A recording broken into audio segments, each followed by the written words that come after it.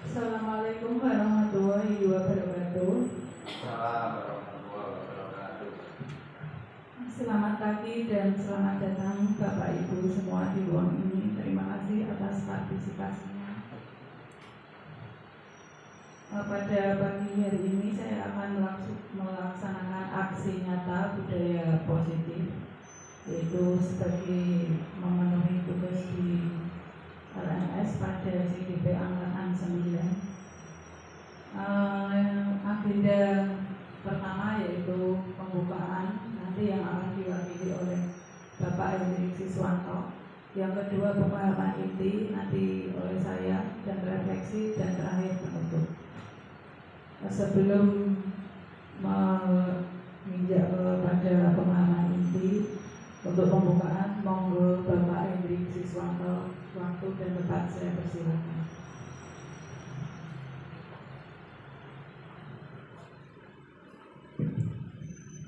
Assalamualaikum warahmatullahi wabarakatuh.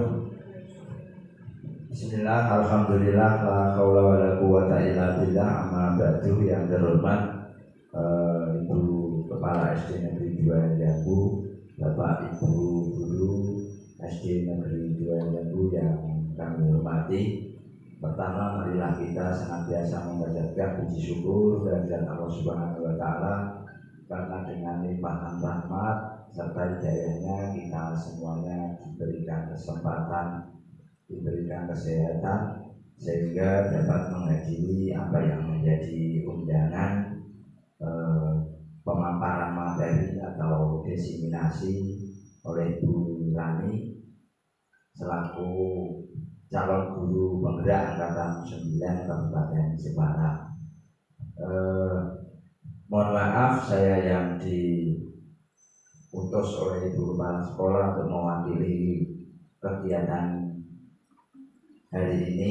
Yang pertama, saya sampaikan apresiasi yang luar biasa kepada Bu Rani karena sudah mengerjakan tugasnya dengan baik, sehingga pada kesempatan pagi hari ini dapat melaksanakan diseminasi sesuai apa yang menjadi tuntutan di LMS-nya. Kami dari pihak sekolah cukup mengapresiasi dengan adanya calon guru penggerak ini, lebih-lebih nanti membawa dampak yang positif kepada sekolah kita, dan utamanya dalam pembelajaran nanti kita dapat menerapkan di semua kelas, sehingga perubahan pendidikan menuju kemerdekaan belajar, kemerdekaan siswa ini dapat terlaksana dalam kegiatan pembelajaran. Selanjutnya, mari kegiatan pagi hari ini kita awali dengan berdoa terlebih dahulu. Mudah-mudahan apa yang disampaikan nanti dapat membawa manfaat bagi kita semuanya.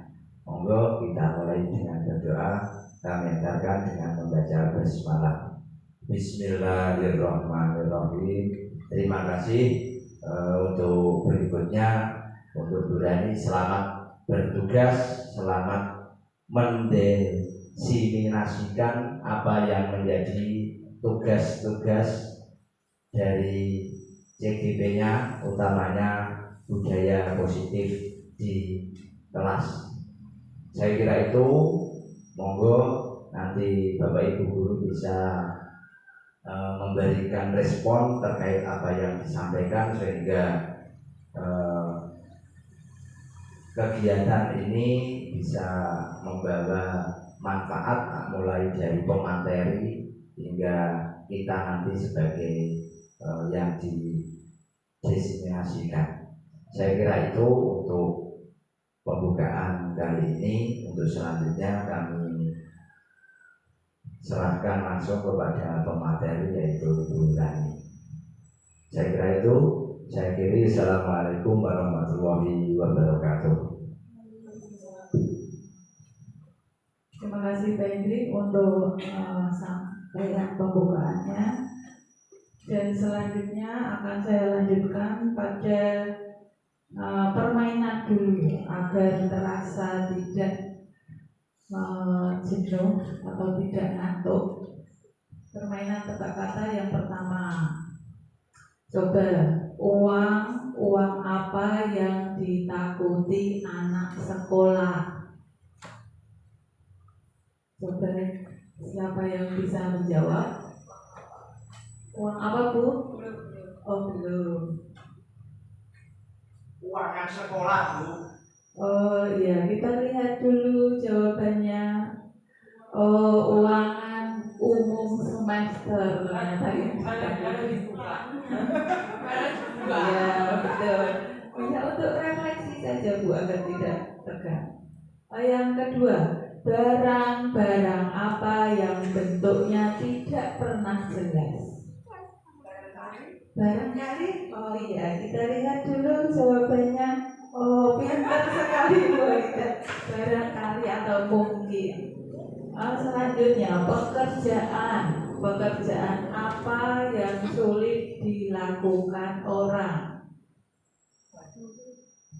Pak Henry, Bu Rita sudah bisa menjawab satu soal, berarti agak encer, Bu. Pekerjaan apa, Bu? Apa ya? Pekerjaan umum. Coba kita lihat jawabannya. Oh, ternyata telentang. Pekerjaan telentang. Oh iya, telentang. Kita tinggalkan tadi permainan katanya. Kita lanjutkan kepada materi saya hari ini, yaitu budaya positif yang sedang kita pelajari dan kita lakukan bersama-sama. Sebelum kepada kegiatan, yaitu ada pertanyaan pemantik. Apa yang dimaksud dengan budaya positif? Adakah yang sudah pernah mendengar atau sudah melakukannya? Apakah budaya positif itu kira-kira belum pernah? Budaya positif adalah perwujudan dari nilai-nilai atau keyakinan universal yang diterapkan di sekolah melalui pembiasaan. Selama ini kita sudah melakukan pembiasaan ya, Bu. Yang pertama, mulai dari awal masuk, pembiasaan menyapa dengan 5S, senyum, sapa, salam setiap hari. Lalu ada pembiasaan membaca Asmaul Husna sebelum pembelajaran. Lalu dilanjutkan dengan pembiasaan literasi di kelas masing-masing. Mulai dari membaca, ada yang menulis, ada yang menyanyikan lagu, dan berbagai macam bentuknya. Yang kedua yaitu guru merasa berkewajiban mengontrol perilaku siswa agar memiliki perilaku yang guru harapkan. Benarkah anggapan tersebut? Guru berkewajiban mengontrol perilaku siswa agar memiliki perilaku yang guru harapkan? Benar. Jawabannya kurang tepat. Memaksa terkadang bisa berhasil untuk jangka pendek. Mungkin anak akan melakukan karena rasa takut. Namun ada jangka panjang yang perlu disadari, yaitu perilaku tidak akan menjadi kebiasaan jangka panjang jika dilakukan dengan paksaan dari luar, bukan dari kesadaran internal atau dari diri sendiri. Akan hilang ketertarikan, bahkan muncul antipati terhadap apa yang dipaksakan. Nah, kalau kita lihat ke belakang, ternyata saya dulu juga sering memaksakan kehendak kepada anak. Contohnya, kamu harus ikut ini ya, harus ya, mau ya. Jika tidak, nanti tidak akan saya beri nilai. Nah, itu ternyata karena anak merasa takut tidak diberi nilai, akhirnya dia merasa terbebani atau berkewajiban untuk mengikuti yang tidak kita sadari. Ternyata jangka panjangnya itu yang membuat anak tidak memiliki kesadaran secara internal atau kesadaran diri sendiri. Topik diseminasi budaya positif di sini ada 6. Yang pertama yaitu disiplin positif dan nilai-nilai kebajikan universal. Yang kedua, teori motivasi atau hukuman dan penghargaan serta restitusi. Yang ketiga ada keyakinan kelas. Yang keempat, kebutuhan dasar manusia dan dunia berkualitas. Yang kelima ada 5 posisi kontrol. Yang keenam ada segitiga restitusi. Yang pertama yaitu disiplin positif dan nilai-nilai kebajikan universal. Perubahan paradigma teori kontrol atau ilusi kontrol. Yang pertama yaitu ilusi guru mengontrol murid. Ilusi bahwa kritik dan membuat orang merasa bersalah itu dapat menguatkan karakter. Yang ketiga ada ilusi bahwa semua penguatan positif efektif dan bermanfaat. Yang keempat, ilusi bahwa orang dewasa memiliki hak untuk memaksa. Ini yang biasa kita lakukan sehari-hari. Yang pertama, ilusi guru mengontrol murid. Kita tidak bisa membuat murid berbuat sesuatu jika murid tersebut memilih untuk tidak melakukannya. Itu ilusi kita, guru mengontrol murid. Yang kedua, ilusi bahwa kritik dan membuat orang merasa bersalah dapat menguatkan karakter.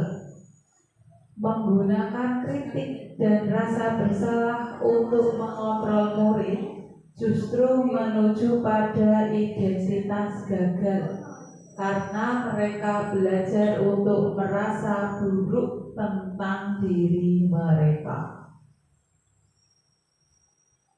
Yang ketiga, ada ilusi bahwa semua penguatan positif, efektif, dan bermanfaat. Dalam jangka waktu tertentu, kemungkinan murid tersebut akan menyadarinya dan mencoba untuk menolak bujukan kita. Atau bisa jadi murid tersebut menjadi tergantung pada pendapat sang guru untuk berusaha. Contohnya jika kita memberikan tugas, dia tidak mau baca atau tidak memikirkannya, tapi dia memilih jalan pintas yaitu bertanya kepada guru. Bagaimana begini, bagaimana begitu, begini boleh, begitu boleh, seperti itu.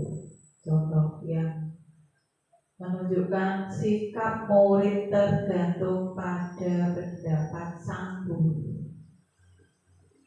Yang keempat, ilusi bahwa orang dewasa memiliki hak untuk memaksa. Nah, perilaku memaksa tidak akan efektif untuk jangka waktu panjang dan sebuah hubungan permusuhan akan terbentuk.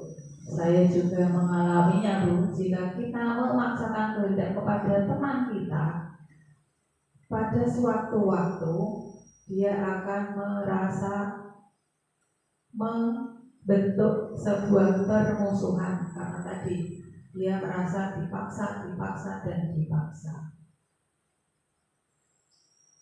Perubahan paradigma stimulus respon teori kontrol. Siapa sesungguhnya yang memiliki kontrol? Oleh stimulus respon, kita mencoba mengubah orang agar berpandangan sama dengan kita.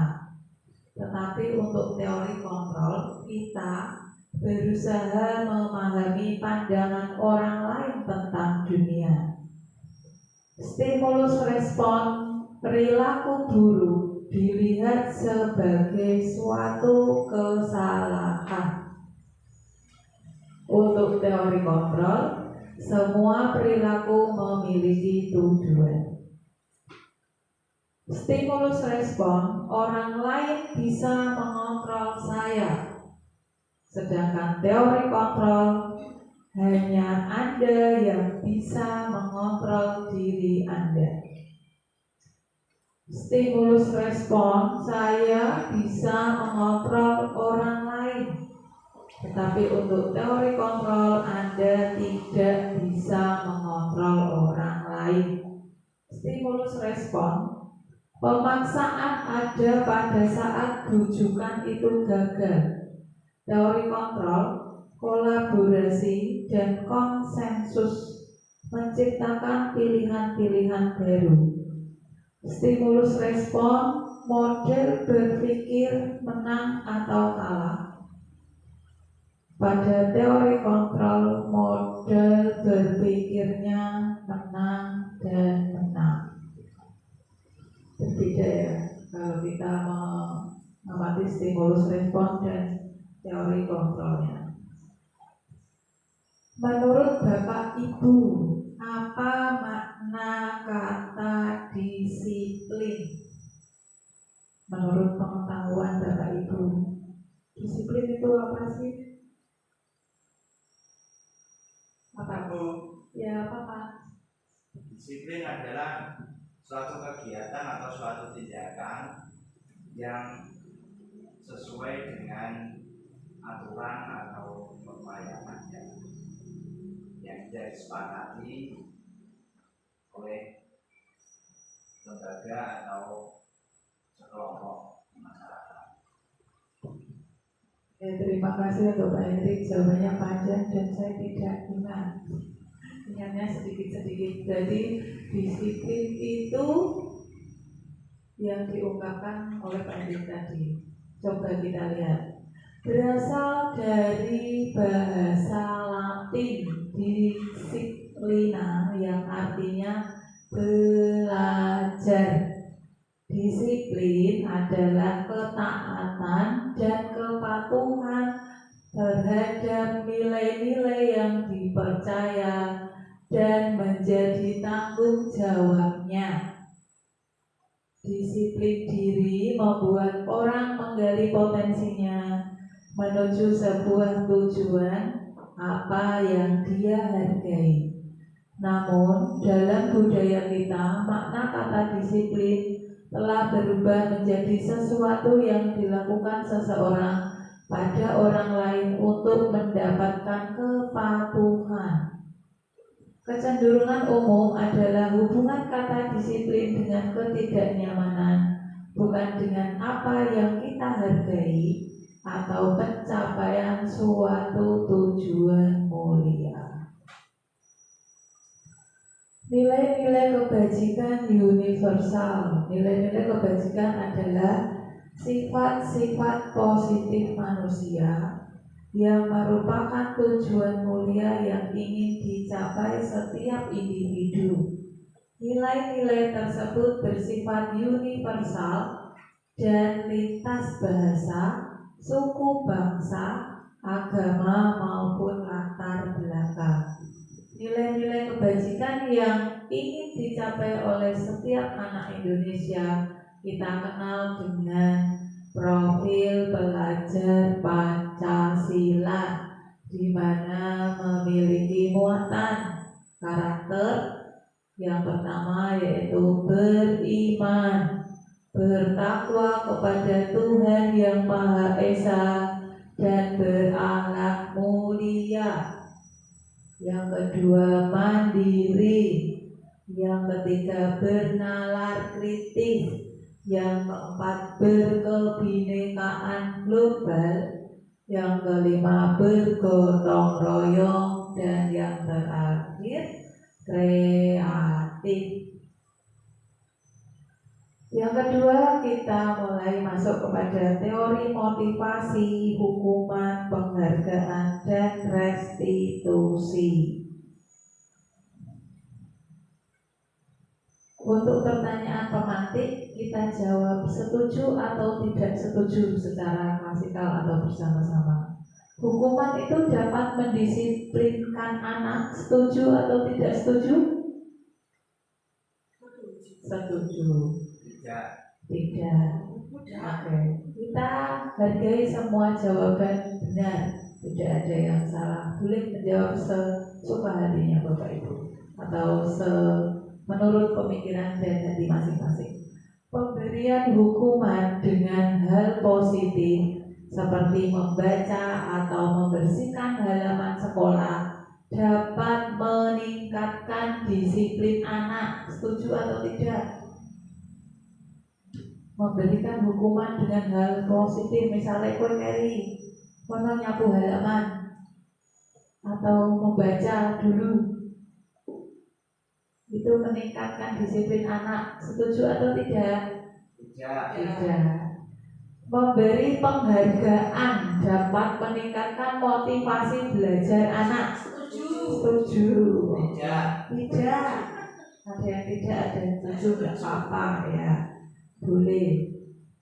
Nah, ternyata kita lihat dari motivasi eksternal. Teori motivasi perilaku manusia itu ada motivasi eksternal. Yang pertama, contoh untuk menghindari ketidaknyamanan atau hukuman. Apa yang akan terjadi apabila saya tidak melakukannya? Untuk motivasi eksternal selanjutnya itu untuk mendapatkan imbalan dari orang lain atau institusi. Apa yang akan saya dapatkan apabila saya melakukannya? Motivasi internal atau tujuan disiplin positif yaitu untuk menghargai diri sendiri. Saya akan menjadi orang yang seperti apa bila saya melakukannya. Itu teori motivasinya. Nah, menurut Bapak Ki Hajar Dewantara, yaitu merdeka, menurut Ki Hajar Dewantara, merdeka itu artinya tidak hanya terlepas dari perintah, akan tetapi juga cakap buat memerintah diri sendiri. Nah, selanjutnya kita akan membahas tentang dihukum oleh penghargaan. Kita melihat setiap saat, setiap waktu orang yang berhasil atau siswa yang berprestasi akan menerima penghargaan dalam bentuk apapun. Ada yang berupa medali, ada sertifikat, ada uang logam, bahkan ada emas. Nah, bahwa penghargaan berlaku sama dengan hukuman dalam arti meminta atau membujuk seseorang melakukan sesuatu untuk memenuhi suatu tujuan tertentu dari orang yang meminta atau membujuk. Dorongannya eksternal dan ada faktor ketergantungan. Beberapa dampak dan pemberian penghargaan itu dikemukakan oleh Alfikon pada tahun 1993 bahwa ternyata penghargaan itu menghukum, bahwa penghargaan itu mengurangi ketepatan, bahwa penghargaan itu tidak efektif, dan bahwa penghargaan itu merusak hubungan. Dasarnya teori tadi. Bentuk program kebajikan atau apresiasi. Dalam memberikan apresiasi atau pengakuan perlu diingat beberapa hal. Yang pertama, beri dukungan secara khusus. Yang kedua, beri pengakuan secara pribadi. Yang ketiga, beri pengakuan kepada semua murid atau bergantian. Yang keempat, beri pengakuan secara konsisten. Dan yang kelima, fokus pada proses. Nah, ini tugas perbedaan hukuman dan konsekuensi. Mari kita amati apakah tindakan guru yang seperti ini itu disebut hukuman atau konsekuensi. Yang pertama, mencatat 100 kali di dalam buku kalimat, saya tidak akan terlambat lagi karena terlambat ke sekolah. Contoh, itu adalah bentuk hukuman atau konsekuensi. Menurut Bapak Ibu, bentuknya konsekuensi. Yang kedua, lari mengelilingi lapangan basket 2 kali karena terlambat hadir di sekolah. Itu bentuk hukuman atau konsekuensi? Hukuman. Murid diminta untuk push up 15 kali karena tidak menggunakan masker ke sekolah. Hukuman. Menggantikan kertas tugas teman yang telah dicoret-coret. Konsekuensi. Membersihkan tumpahan air di meja tulis karena tersenggol pada saat belajar. Konsekuensi. Murid disuruh untuk mengenakan sepatu seharian di sekolah karena tidak mengenakan sepatu hitam. Hukuman. Lari mengelilingi lapangan basket 2 kali karena terlambat 10 menit untuk pelajaran PJOK. Nah, mari kita amati bersama. Ternyata tadi mencatat 100 kali di dalam buku kalimat, saya tidak akan terlambat lagi adalah contoh bentuk dari hukuman. Lari mengelilingi lapangan basket 2 kali karena terlambat hadir di sekolah juga bentuk dari hukuman. Murid diminta untuk push up 15 kali karena tidak menggunakan masker ke sekolah juga bentuk dari hukuman. Menggantikan kertas tugas teman yang telah dicoret-coret itu adalah konsekuensi. Membersihkan tumpahan air di meja tulis karena tersenggol tadi yaitu konsekuensi. Murid disuruh untuk mengenakan sepatu seharian di sekolah itu adalah hukuman. Lari mengelilingi lapangan basket 2 kali karena terlambat 10 menit untuk pelajaran PJOK itu konsekuensi. Ternyata boleh lari Bu kalau PJOK karena itu bentuk dari olahraga. Tapi kalau lari 2 kali karena terlambat hadir di sekolah itu hukuman. Basic need atau kebutuhan yang ingin dipenuhinya ketika melakukan kesalahan itu. Guru berkata, kamu bisa saja kan melakukan hal yang lebih buruk, tapi kamu tidak melakukannya. Kamu pasti punya alasan mengapa melakukannya. Apa yang penting bagi kamu? Kamu boleh tetap berusaha menjaga sikap itu, tapi tambahkan sikap yang lain atau yang baru.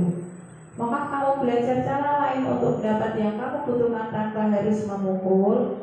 Apakah kamu bisa melakukan dengan lebih baik besok lagi? Seperti itu. Untuk menanyakan keyakinan, membantu siswa menemukan gambaran masa depannya. Guru berkata, keyakinan apa yang telah kita sepakati? Kamu ingin menjadi orang seperti apa? Apa yang harus kamu lakukan untuk memperbaiki semua ini? Nah, ini dokumentasi literasi, penerapan segitiga restitusi, semangat belajar, gotong royong, serta menjaga kebersihan yang biasa kita lakukan.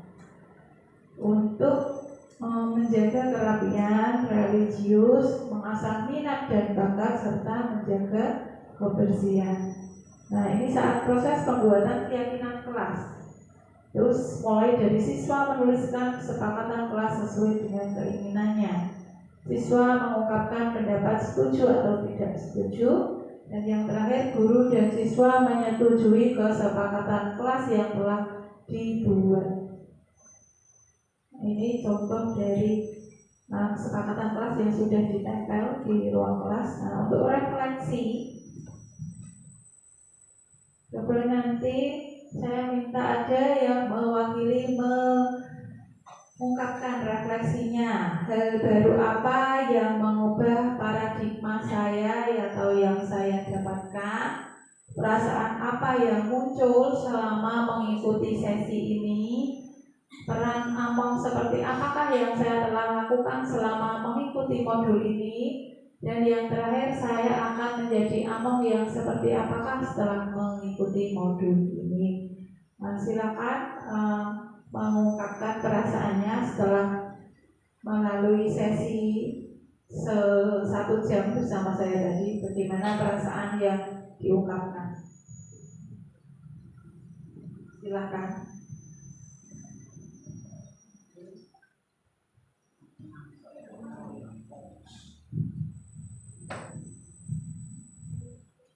Terima kasih. Kembali lagi saya ingin memberikan umpan balik atau refleksi dari apa yang disampaikan, karena refleksinya ini sudah disediakan oleh pemateri. Yang pertama adalah hal baru apa yang mengubah paradigma saya yang saya dapatkan. Paradigma yang saya dapatkan dan hal baru yang saya peroleh ini ketika saya menyadari bahwa ternyata hukuman dan konsekuensi itu berbeda, Bu. Yang selama ini kami lakukan yaitu anak-anak jika melanggar peraturan sekolah itu guru serta-merta langsung memberikan hukuman sebagai ketidakpatuhan terhadap aturan yang ada. Misalnya murid saya ini sedang terlambat, maka saya memberikan semacam hukuman, yaitu supaya membantu teman-temannya dalam membersihkan lingkungan. Nah, hukuman ini ternyata tidak muncul dari kesadaran siswa sendiri, melainkan diberikan oleh guru. Maka dengan adanya budaya positif yang sudah dipaparkan tadi, saya mendapatkan pengetahuan baru tentang konsekuensi atau kesepakatan, di mana kesepakatan itu muncul dari diri siswa itu sendiri. Lalu yang kedua, perasaan apa yang muncul selama mengikuti sesi ini? Saya merasa mendapatkan ilmu baru, tentunya meskipun sedikit ngantuk, Bu, tapi alhamdulillah saya mengikuti dengan senang dari awal sampai akhir, dan alhamdulillah saya mendapatkan ilmu tentang perubahan paradigma mengenai budaya positif. Lalu peran Among seperti apakah yang saya telah lakukan selama mengikuti modul ini? Peran Among seperti apa yang saya telah lakukan selama ini? Saya sudah berusaha mencoba memberi dan memberi pemahaman kepada anak didik kami tentang apa itu sebuah kesepakatan dan perbedaan dengan hukuman. Maka peran yang saya lakukan nanti akan saya lanjutkan, yaitu membuat kesepakatan kelas tentunya, sehingga nanti kesepakatan yang muncul, yang disepakati oleh guru dan kelas nanti bisa dilaksanakan sesuai dengan yang disepakati, sehingga meminimalisir sebuah hukuman-hukuman yang ada tentang pelanggaran-pelanggaran yang ada.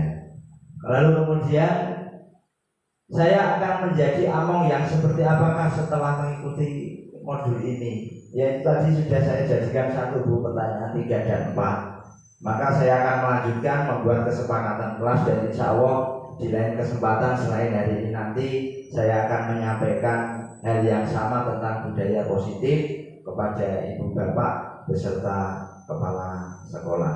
Saya kira itu refleksi hari ini. Luar biasa, Ibu Rani sudah menyampaikan paparan yang cukup panjang sehingga kami dapat memperoleh ilmu yang bermanfaat. Terima kasih. Assalamualaikum warahmatullahi wabarakatuh.